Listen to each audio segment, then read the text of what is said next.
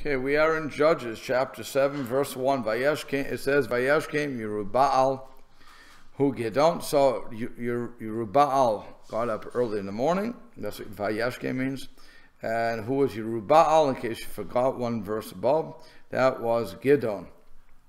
His new name is, so he can be called either Yerubbaal or Gideon. V'chol ha'am asher ito, and all the nation that was with him. Vayachanu al Ein Charod, and they encamped on Ein Charod, which and then what happens? Umachne Midian haya lo mitzafon. The camp of Midian was to the north side of him. Givat Hamora be'emek, from the hill. How do they say? Givat Mora.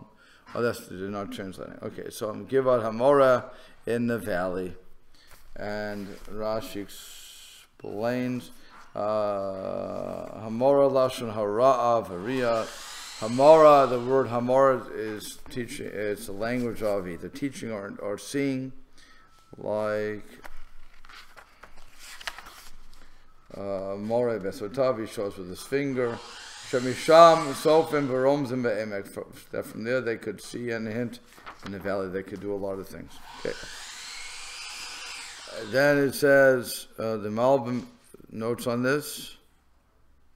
Mitzafim Begivot, they were from the north. So Ein Charod Haya B'Darom. Ein Charod was to the south of Givat Hamorem. And the camp was in the north in the valley. Okay. Any other questions on that? No? So then what happens by Yomer Hashem El Gideon? So Hashem says to Gideon, Rav Ha'am Asher Itach, there's too many people with you. Mititi et Midian v'Adam, for me to give Midian into their hands. Peni pa'ir alai Yisrael lemor, lest the Bnei Israel will glorify themselves, saying, Yadi Hoshiali, my hand saved me. So, you understand? That's what the simple thing is. God's telling Gideon, too many people here, and you have to cut them down, because I don't want them to take the credit for themselves. Any questions?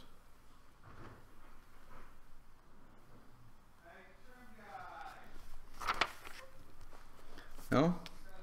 Rashi, Melvin has questions. He says, Rav Ha'am Asher Itach, why does it say too many people with you? So Hashem Ratza Shir Ubi, Ki Hashem Asa Chel Benes. Hashem wanted to show that it was Hashem who did the miracle with the army. Vimhayu Rav and if there was a lot of people there, Yom Rushahem Nitzchu, they would say they were successful. Simple stuff, right? So God's saying, cut down the numbers. So how are you going to cut down numbers? He's going to tell them, okay, let's count, like in school, what do? Okay, count off. 1, 2, 3, every 10, go home. No. So what are you going to do? And we're going to tell one guy to go away, then he's going to say, I don't want to. Or maybe he'll say, thank you. And this apparently was even, let's assume that they would give the announcement of whoever built the house and so on and so forth. Still no, maybe nobody would go home. Maybe everybody would go home. So what are you supposed to do? She says, Viata, so God continues, Viata, and now, Karat na ba'azneha amlemor, call into the ears of the people, saying, Mi yareh v'chared, whoever is afraid and trembles, Yashov, let him return, Vayitzpor mehar Gilad, and he should depart early from Har Gilad, from the Mount Gilad, Vayashav in Am Esrim Ushnaim Elef. So what happened was, now I have 22,000. V'yaser Elefim and 22,000 and how do you say that? 22,000, 10,000. So 20. How would you say that? It's not 33,000. It's 22,000. 1,000, 10,000.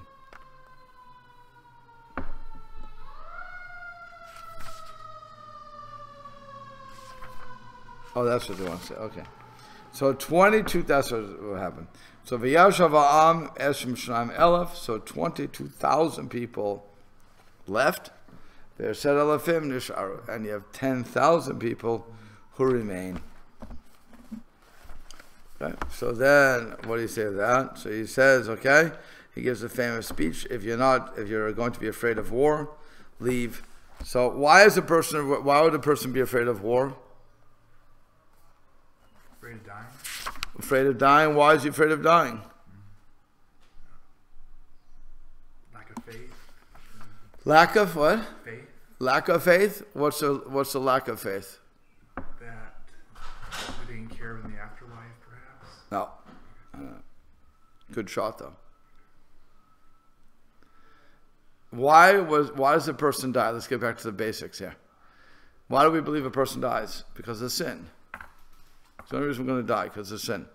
So what happens is, whenever I go into a dangerous situation, I put myself on immediate trial. Do I have the merit to live, or am I going to die?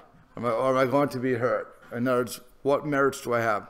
So what God is saying to the people, what God is saying to Gideon is, announcing whoever's afraid to go into battle and trembling. In other words, you're afraid that you're going to die. What's the death based upon? Sin. That's the simple way of looking at it. The other way of looking at it is even simpler. Who's afraid of going to battle? I mean, you have some cowards in the world, and not because of sin, they just don't like to see blood, certainly their own.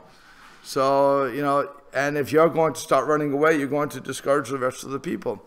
So rather, let's get rid of the people who are weak-kneed and who are only going to be the warriors, the warrior class, and go. Now, the problem with that explanation is, in the wars, we really only want tzaddikim to fight. We only want the righteous to fight, so that God can do miracles. So you understand what we're trying to get down to? We want the people who are righteous, so that God can do a miracle. But sadly, the majority of the people are not righteous. They're of the Avodah Zarah. They're involved in idol worship. So let's get rid of those guys and give them a leniency and say, whoever's afraid. Again, why am I going to be afraid? Because I don't rely upon God. I'm relying upon my whatever I'm relying upon over there. And I know that's not going to do anything for me. I know the only reason I'm involved in idolatry or some other religion is because I don't want to follow God's law. I'm saying we're Jews. Okay? As Jews, that's what we're saying. So that's why I'll try anything. I'll try paganism. I'll try 1,000 different things. I don't want to have to follow all these 613 laws that I have. I don't have to worry about that. Leave me alone. It's much easier to assimilate. The others can eat pork. Why can't I? They don't die. I won't eat it. I'll cook it long enough. They don't keep Shabbos. It's the busiest shopping day. So also I can do that. I don't need to do something else. Again, this is where everybody's coming from. This is where idolatry, or whatever you want to call that, walking away from God, creeps in. When we say God's laws are not for me because others don't have to do it, so why should I? Okay? You understand what I'm saying? Where I'm coming from? So that's really where they're saying, if you're afraid, and now when somebody does that, in reality, they know they're wrong. Everybody out there who's listening, I don't care what they think, they're wrong. They know they're wrong. Which is why every Jew, when they walk into an Orthodox system, they don't have to be religious. They walk into our system, they know that they can't do many things. And they respect normally, the place. And they will toe the line. Okay? I always remember the story, and I said it many times. There was a guy who came to my synagogue, an Orthodox synagogue. He was from the Reform movement. And he had come to join us for a meeting, which I had asked him to do. It was Friday night. And on Friday night, we can't, once the Sabbath starts, we cannot drive. He had parked right in front of the shul. He was with his child. He parked right in front, which was legal, 100% legal, because it wasn't yet Shabbos. Okay, so he parks right there. And then what happens is we're all walking out. Now, we all knew he was going to get in the car. Wasn't a question. He had to go back. He lived 3 miles from the shul. 4 miles, 10 miles, whatever it was. I don't know. I forget how long, how far away he was. He wasn't around the corner. So what happened was his son wanted to go towards the car. And the father says, come, we're going for a walk. Reformed guy. And he says to his son, come, we're going to go for a walk. Let's go. So his son says, but the car. He said, it's like that. Let's go. A young kid. What was he teaching his kid? You have to have bush, you have to have embarrassment. We know we're wrong, we know they're right. Period, end. And even if we think we're right, we're not going to spit in their face. We're in their territory. In their territory, you follow the rules. They know what the rules are. Leave me alone. So it shows that they can follow the rules if they want, but they choose not to. Informed choice, if you will. They know what they're doing and they choose not to. And so now these same people who really know, and they'll tell you, I've heard from many of them, we know you're right. We're just too lazy. We're not committed enough. We don't want to do it. I'm not talking about the rabbis, by the way. The rabbis will defend themselves left and right as to why they can do it. I'm talking about the lay people here. Only the lay people. The rabbis, they probably do believe what they believe, and that's their problem, not mine. They'll say it's my problem. I'll say it's their problem. But it's the people don't really get into the differences of our movements. So they know when they come here, they have to, or any place like that, they're not going to bring in their ham and cheese sandwich. They're not going to bring the ham sandwich. They're not going to eat that stuff. They may talk about, joke with it, but they're not going to do it. Okay? It's just common courtesy at that point. But as a result, what it's showing is they know what we, the right-wing, fanatic, ultra-orthodox, blah, blah, blah, whatever the news media wants to call me, will do.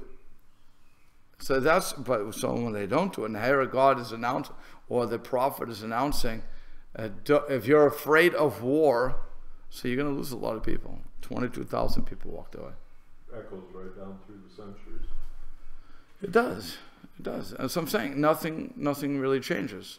But like I said, the crazy thing is that they all know what we do. So it's not a matter, they don't buy it. I'm not going to argue what they buy. They don't buy that they won't buy into my system. But they know that I'm what keeps Judaism alive. And again, this 12 minutes into this, I'm going to be killed for this one.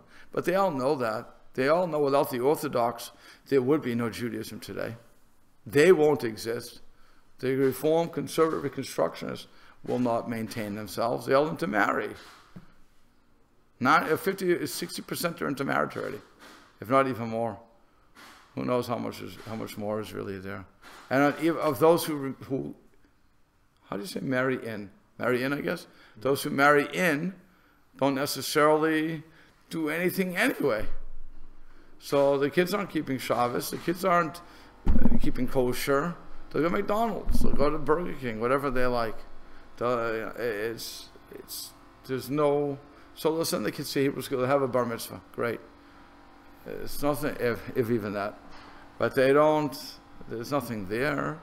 And after a while, that also goes away. It wouldn't take them all. And that's why they're all crying. We're losing people. Well, what are the Orthodox doing right? Observing. Really, I mean, it's a commitment. I'm not sure why they can't get that, but they don't. And again, if you read newspaper article, you'll see I'm not crazy. That's exactly what they're saying. Why don't we have the growth of the Orthodox? It's really not a riddle. I'm not sure what the hardship of them getting it is. And the same thing would be for Christianity. I'm not sure what they're all concerned, what they're all yelling about. Either you teach your kids commitment and bring that on and make it a part of their life, or it's not. Don't yell at your kids when you're not doing anything. And even if you are doing something, what are you doing? Are you really committed to what you claim you're committed to? If you are, then the kid will carry on 9 times out of 10. This is right along that line. When I was going back on Tuesday from class here, it was saying that the Episcopal Church of Scotland is thinking of having the sacraments on the internet so that you can take communion or baptism because they need to do this because they're losing so many members. It's a contradiction. And now, if you can, because they're busy and it's too much of a hassle to come in and get your child baptized. Right. Do you think this is going to keep the membership up? That's my point. It's never coming back. That's my point. As I said, you're not showing. If you don't, the one thing that people have to give Orthodox is this a commitment to the system. We just have a commitment. Walk the walk. That's it. That's it. You know, again, you have those who will break off and do what they want. In other words, you have the Orthodox Hasidim, whatever, and they make the Chil Hashem, they make the profanation of Hashem by either ripping somebody off or something else. And I asked you, again, logically, this is the whole audience, all the millions and millions of people watching me, tell me how many you can count them. You can count the criminals. We all know Boski. We all know, what's the other guy, the recent guy, recent vintage, is in jail. Madoff. We all know Madoff. We can count them. It's not every single Orthodox Jew is going out and ripping off the system. It's not every single priest out there who's molesting children. We know the numbers. So stop making such crazy statements out there. Again, I won't pick on the priests, the clergy in general. We know who they are. We have their names. And as a member of the clergy, there's thousands of us out there. Probably millions at this point of us out there. Millions aren't doing it. You have probably 100, 200. So you're going to condemn the whole system for that? That's just close-minded. That's how prejudice works. That's what I'm saying. That's just close-minded. That's just, you want to pick on something, you're going to pick on it. You find one example Right. and you extrapolate that. So that's what people want to do for the Orthodox. They want to say, oh, see, if you really held by this, you wouldn't have done that. Well, it's true for that individual. I want to argue on that individual, but the rest of us aren't ripping you off. So what are you bothering me for?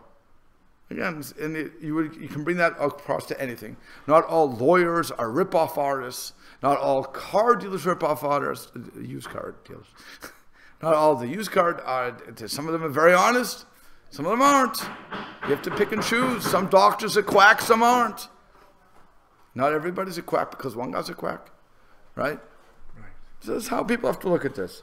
So when God is saying, when Gideon is announcing, whoever's afraid, so 22,000 people sadly walked away. Now, what happens? The Amr Hashem el Gideon. So Hashem says to Gideon, oh, the Amrav, 10,000 people, he's going to go into war here. And he says 10,000 people is still too many. Bring them down to the water. V'yetzrafenu lach sham. And so what's going to happen? I'm going to purify you from, I'm going to purify you there. What does that mean? Vaya asher omar elecha zeyelechitach. And that's what I'm going to say to you. This one will go with you. He will go with you. And all those that I say to you, he will not go with you. He won't go with you. So we're going to go down to the water. Okay, and God's going to figure it out as it were. So the Malbim explains. When he says, Oda Am Rav, still there's too many people. Techila, at the beginning, Amar Rava Amar Shritach. He said, there's too many people with you. Ki akodmin lo hayu avodah, because originally there were not any people there who were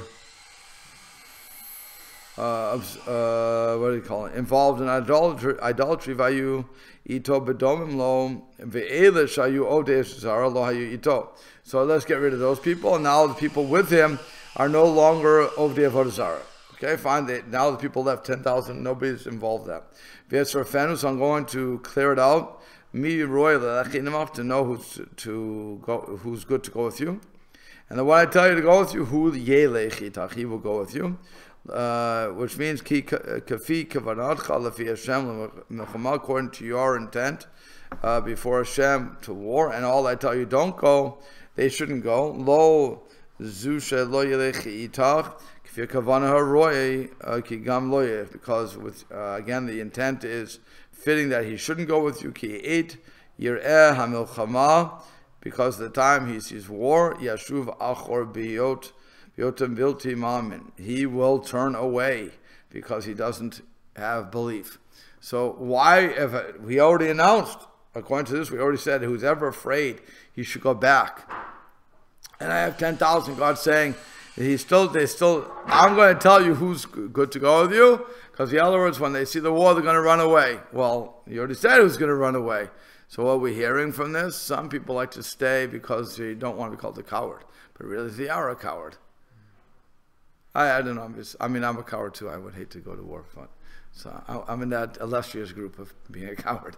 But it's I don't blame them. Who wants to die, and who knows who's so sure of themselves that we don't have a sin? If Moses could have a sin by talking to the rock instead of hitting the rock when he was told to talk to it, hitting the rock instead of talking to it. So at his level. Who knows at my level, I'm not certainly not Moses. I have nowhere near that. But maybe at my level I've sinned a grievous sin that would get me killed. So why should I put myself in that situation? That's really how people are thinking. But at the same time, you don't want to say I'm an idol worshiper, so I'll stick around and Hashem will protect me, maybe, hopefully. That's you have that going back and forth. Just the opposite of what normally happens before a battle, because they try to get you emotional to fire you up, right, and get past that fear, rather than telling you, well, we really need to stop for a moment. I was going to point out something. We just had this word on Monday in the line, Hored, right, Otam El Mayim. Right. So he fell forward. Right, cause he's come to, right, he's going to come down. Come down. Right. So now what happens is, Vayored et ha'am et ha'elamayim, so the nation came down to the water. V'yomer Hashem el Gideon, so Hashem said to Gideon, Kol asher yalak b'lshono min hamayim, anybody who licks with his tongue from the water, kasher yalok ha'kelev, just like a dog would lick, tatsiv oto levad. So he will, you should, as I said,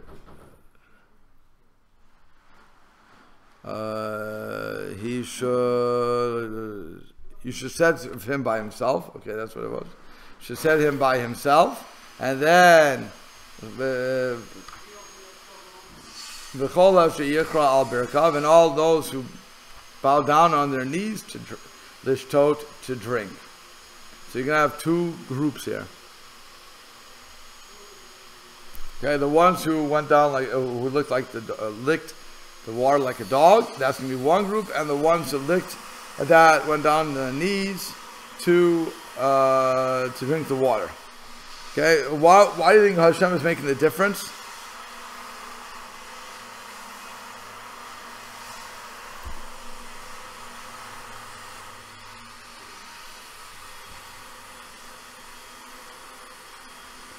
What do you think the difference is between the two groups?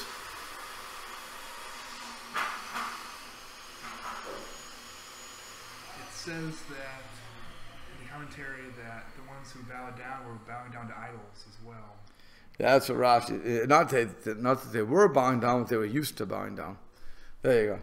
So that's what Rashi's saying. He's quoting Rashi, where it says that the guys who are on their licking like a dog, they never bowed down apparently. But the ones who went on their knees are used to bowing down to idols. Therefore, again, they are not going to be good for you. So, Malbim also says, "Halokech biyado el piv hu lokech b'lashon." Someone who takes it with his hands, he cups his hands and then he licks it.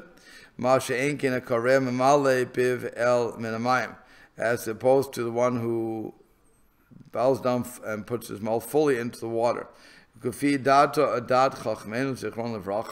our rabbis, the ones who bow down to their idols,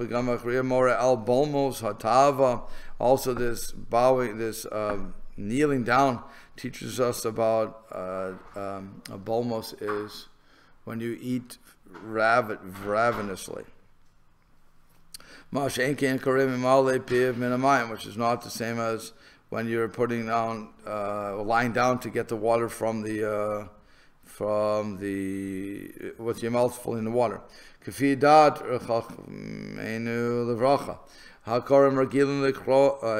Sorry.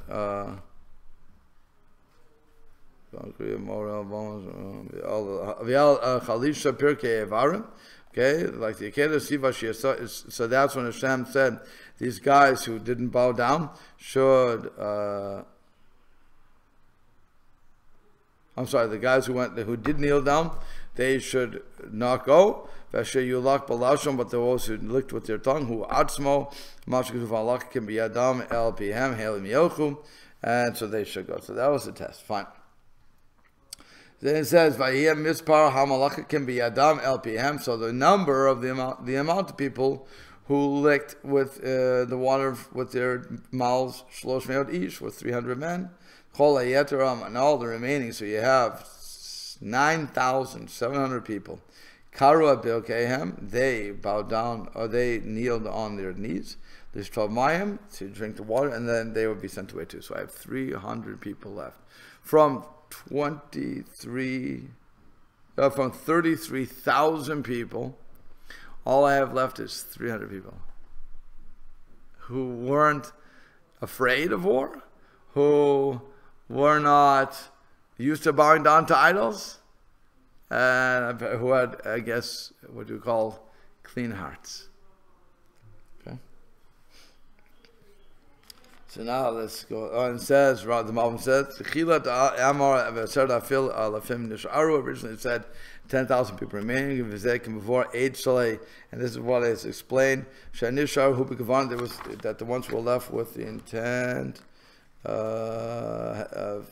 to. Right. Okay, fine. So these are not really anything to what we should have said. So now, Vayomer Hashem el Gideon. So Hashem says to Gideon, Bishlosh miyot ha'ish, with the 300 men, Hamalachikim, the ones who licked Oshia etchem, I will save you. V'natati et Midian b'yedecha, and I will give Midian into your hands. V'chol ha'am, and all the nation yelchu ish b'mkamo, and all the nation, they will go, each man to his place. What's going on there?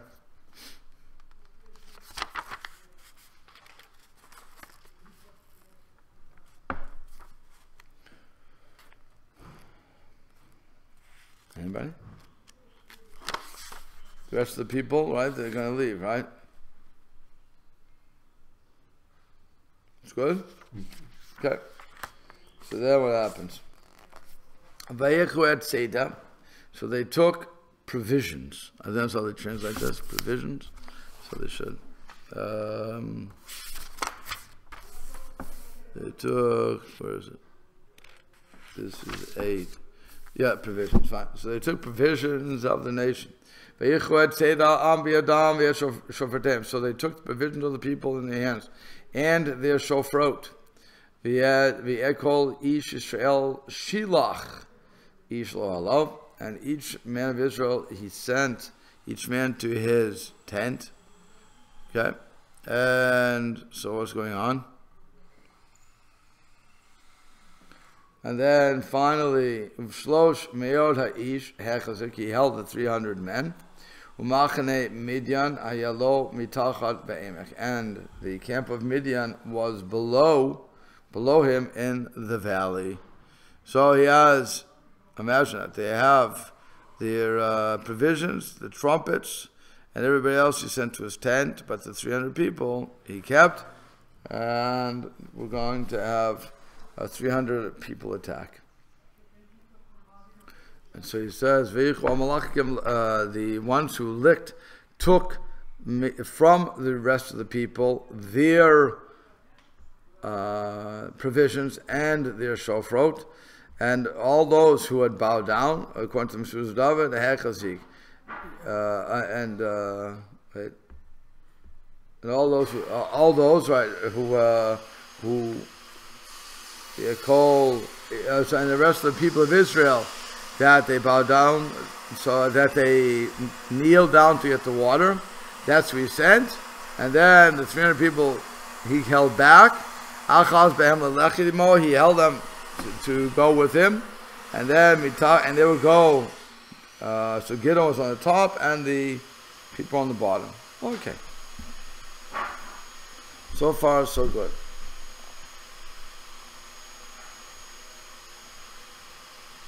And the Malbim says, we already know that Midian was at the bottom. He says, he already mentioned this in the verse 1. But now, Allahu Elahar, now he went up to the mountain, and we already knew where Midian was, but now we had to hear that Gideon went up the mountain. He's up the mountain, now he's looking down the camp. Now he only has 300 men. They all have their shofrot. And they have the provisions. Now the provision actually I can't even understand the provisions. You have provisions for, let's say, 10,000. And while an army travels on its stomach, as they say, there's still a lot of food for people to take, right? I could understand my food allotment. But start taking other people's food allotment, I don't know. Also, all those shofrot. So does it mean they took 10,000 shofrot, or does it mean 300 shofrot? Obviously, I think we have to say that it means they took their shofrot and their provisions. Everybody else goes away. It's not taking 10,000 people's stuff. Okay? It wouldn't make sense that they took everybody's stuff. But then again, that would, it seems that the Meshuz David is disagreeing though. And he's saying they took from that nation. But again, I think maybe they took a little more, but certainly not all of it. It wouldn't, like I said, it would not make sense. Next one. So it says, Vayihi balaylahu, 9. And it was in that night, Vayomer elav Hashem. Hashem said to him, to Gideon, Kum, get up, raid b'malchaneh, go down in the camp. Kin tativ biyadecha, because I have given it into your hands. It's at night. What's going on here? Why is someone going down? Then he says further, V'im yareata l'redet, if you're afraid to go down, redata, you go down. Ufura na'archa el hamachaneh. And what you're going to do is go with Fura, your young lad, in our Fura is a name, to the camp. V'shamata ma'yedaber, and you will hear what they are saying. V'achar, and afterwards, techazakna yadacha, your hand will be strengthened.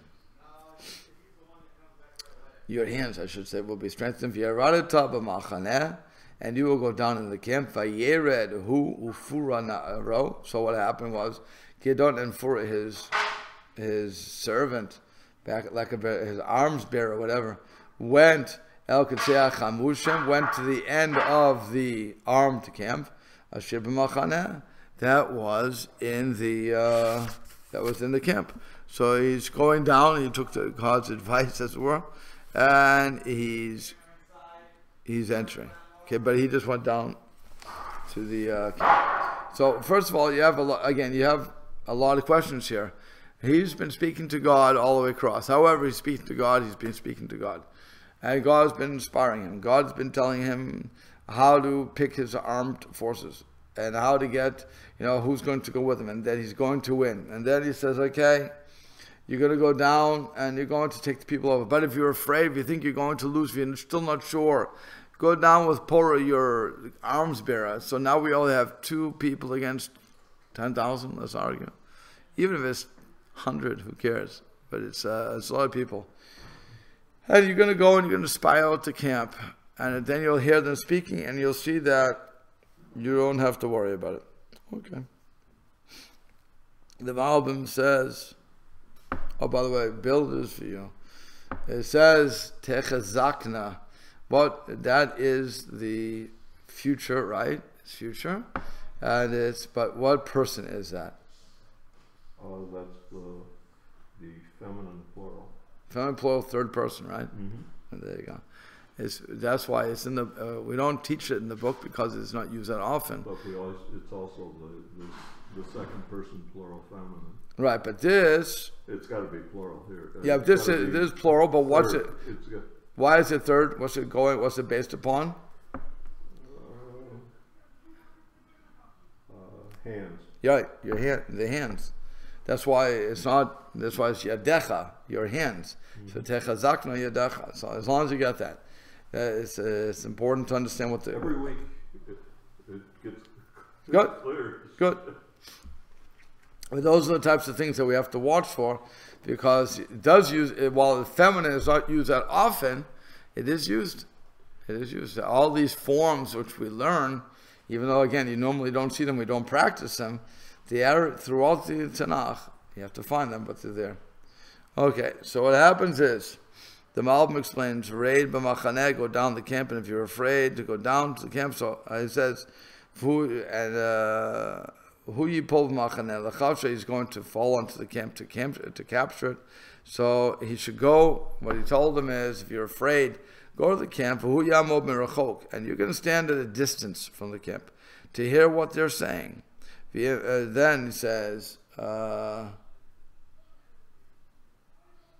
but if you're afraid to go down, now what's the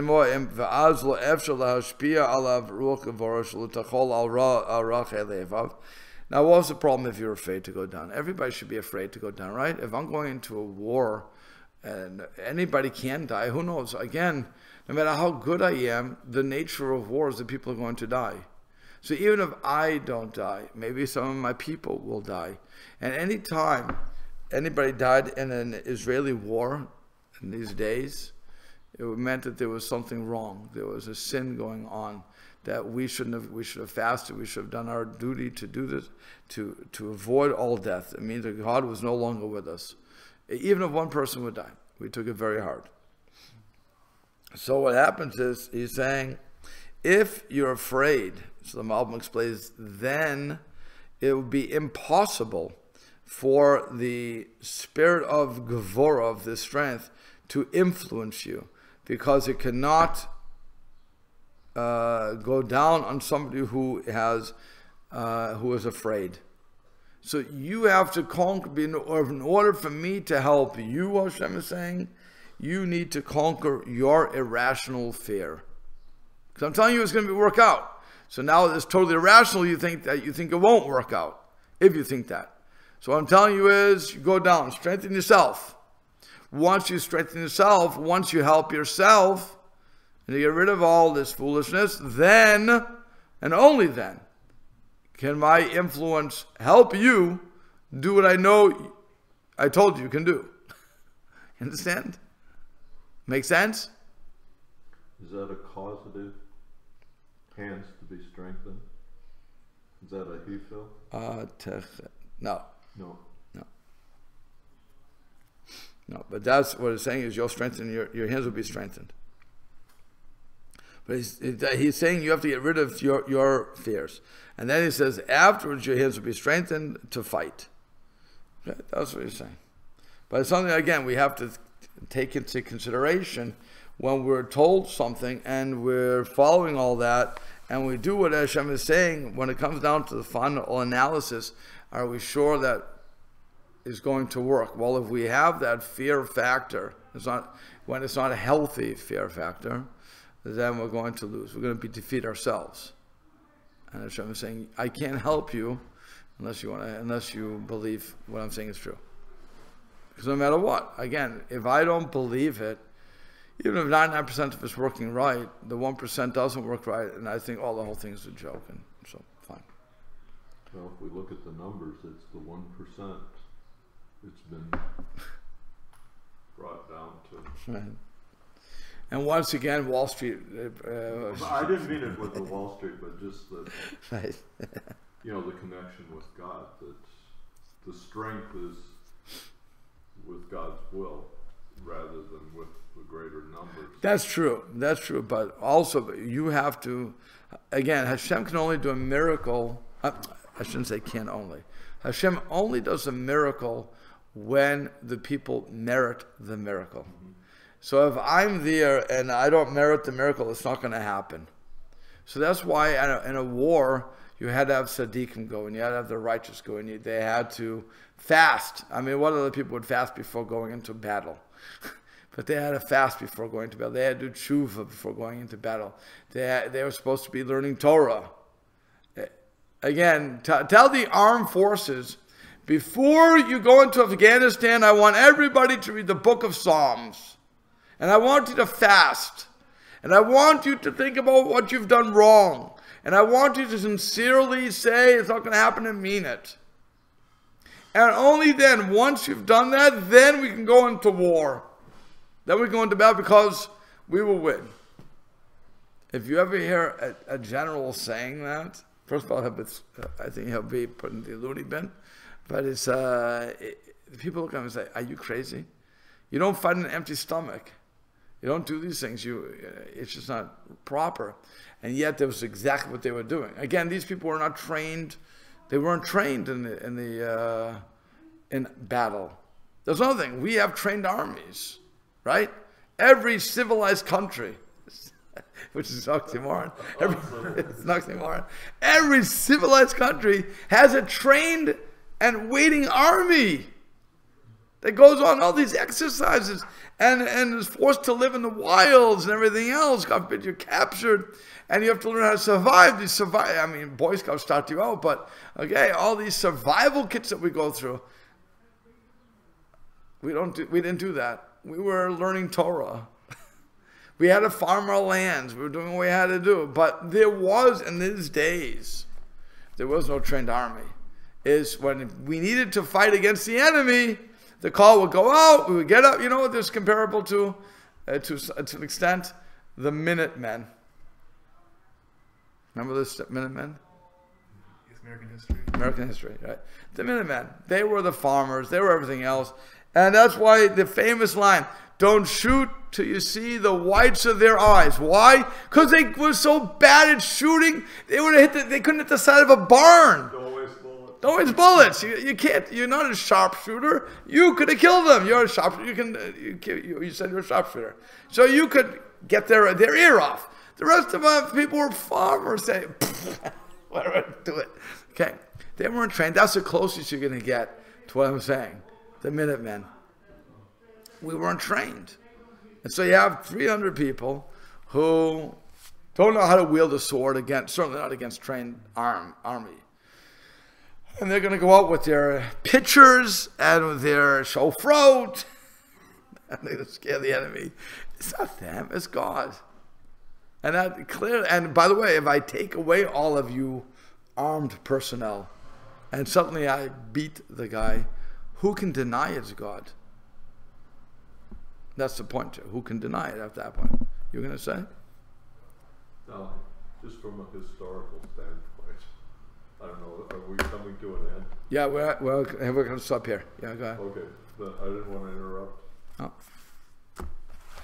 This really is a nice parallel in history. Most people, if you said the 300 fighting against enormous odds and showing such great courage, they would think it was the 300 Spartans with Leonidas against Xerxes. And the great battle of the 300. Right. This is a better story of the battle of the 300.